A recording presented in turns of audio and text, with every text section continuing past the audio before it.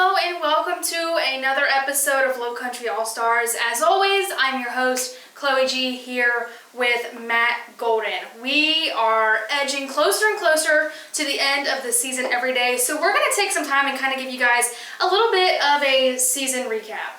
We're going to start things off north of the Broad with Buford. The boys team is sitting right at 500 after going 7-7 so far. Some of their key wins include the 1-point win over Well Branch and most recently their 6-point win over Battery Creek. Taking a closer look at the Battery Creek game, the two squads stayed neck and neck the entire matchup, but in the fourth quarter the Eagles scored 13 points while holding the Dolphins to just 6. On the girls' side, the Buford Lady Eagles were able to pick up a win 51-46. They've struggled most of the season, only winning 4 total games, but of those 4 wins, all of them were against fellow Beaufort County teams like May River and Well Branch. Sounds like it's been a pretty decent season so far for them, but now we're going to kick it right back over to the Battery Creek Dolphins. The boys team also finished 500, their season 8-8. Some of their key wins were over Well Branch and Bluffton. As you can see, a lot of our Beaufort County teams are pretty well matched, a lot of them beating each other. They started their season off super strong, but they found themselves going through a little bit of a rut here lately. They got 3 straight losses. So Matt, my question is, how does this squad get themselves out of this little losing streak? Well, coming up they play Hanahan, who has a below 500 record, so I think getting a win there would be really good for the morale as you get toward the end of the season. 100%, I have to agree. But we are going to be switching on over to the girls' side. They have struggled a little bit this season. They're 2-9. Their most notable win is over fellow Beaufort County foe, Well Branch. This season, they simply have struggled defensively. At first, they were, struggling to put some points on the board, but here lately, they've gotten into a little bit of a rhythm, scoring over 40 points in their last couple of games.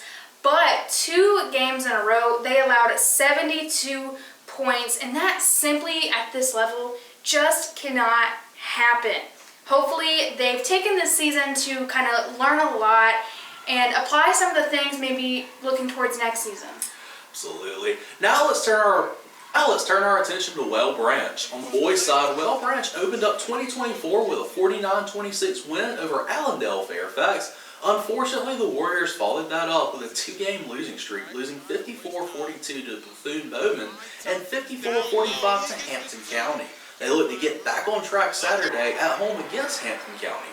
On the ladies' side, the struggle continues for the 1-11 Warriors. They opened 2024 with a loss to Allendale Fairfax, followed up with a pair of 37-36 losses to both Bethune-Bowman and Hampton County. That is 8 losses in a row for the Well Branch girls, but they have a rematch with Hampton County on Saturday afternoon. We'll see if they can get revenge on the Hurricanes. Tough season for the Warriors. Hopefully they can finish out things strong. But that's going to do it for our North of the Broad teams, and we're going to take a look a little further south and starting with Bluffton. They have been super fun to watch this season. Although the boys team is 6-8, they kicked it off on a high note with an overtime win.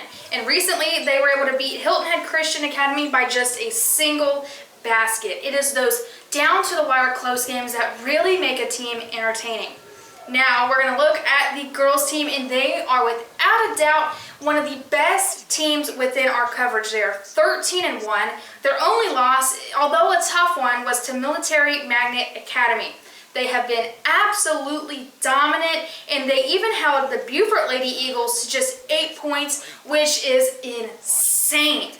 If they can keep their foot on the gas and finish strong, I think that they're going to be looking at getting a pretty good seeding in the playoffs, and hopefully they're able to, make a really good postseason run.